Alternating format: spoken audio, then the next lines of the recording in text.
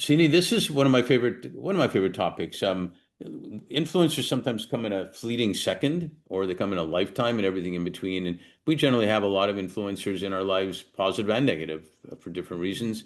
Um, when I speak, I talk about my grandfather a lot, him, my grandmother, my mom, my aunt. They immigrated from Kyiv, Ukraine, years and years ago to Canada. Mm. And when I was in Montreal, about 5 years old, well, I used to take him for walks in the park all the time.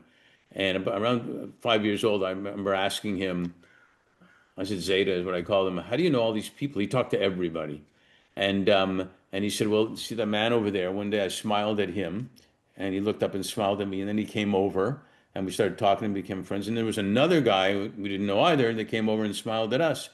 And he started talking about that. But as a 5 year old, I thought, well, life's pretty simple. I just have to smile at people. Yeah. And as you get older, you kind of complicate it, but it's not really complicated. Even smiling influences people physiologically, psychologically, every way. Mhm. And so, with that said, like I said, we have a lot of influencers. Can you share with us maybe two or three people that have been influential in your life? Mhm. I'll share one personal and one business. So the influencer personally that I want to share about is my grandmother. She lived to be 104. Wow. And she was healthy up until like about 3 weeks before she died. On the Monday, she died the Friday after Mother's Day in 2013. And on like that Sunday, she was reminding that 104, mind you, reminding my mother to pick up evaporated milk at the supermarket. Like that's how sharp my grandmother was at 104. And it took me a while to realize that the reason why I was inspired to pursue an entrepreneurial career, there were no entrepreneurs like in my mom's generation, was because of my grandmother. It's like, how did I even think about entrepreneurship? It's because my grandmother owned a farm. And it wasn't so much the entrepreneurship that inspired me, but it was who she was in the community. Hmm. And like people would come to her, like all from all over the district in rural Jamaica, and she would just be a resource for them.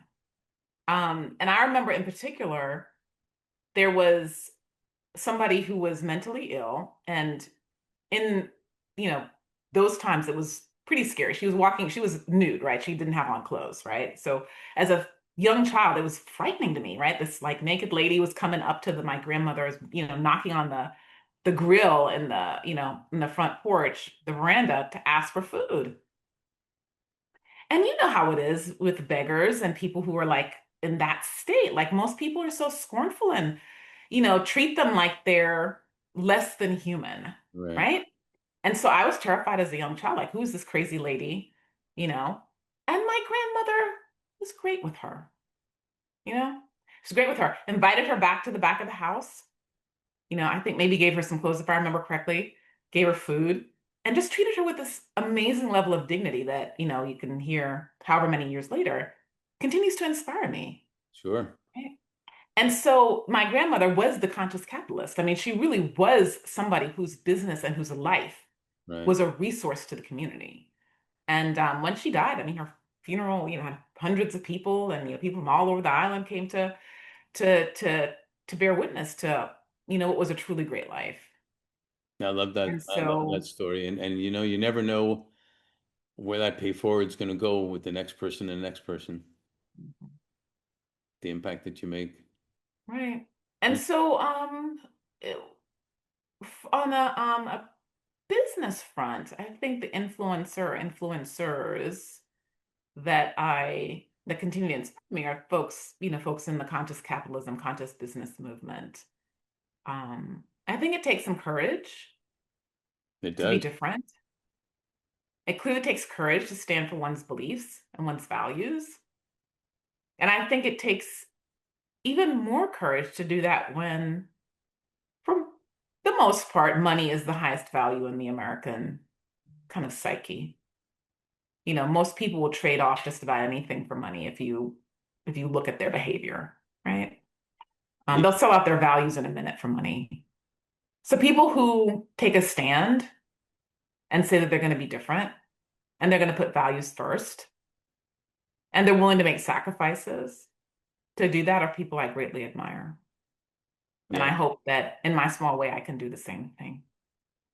No, thank you for sharing that. Yeah, it's powerful, it's inspiring, it's impactful, and it actually makes everybody better in the long run. So really appreciate you sharing those. Thanks.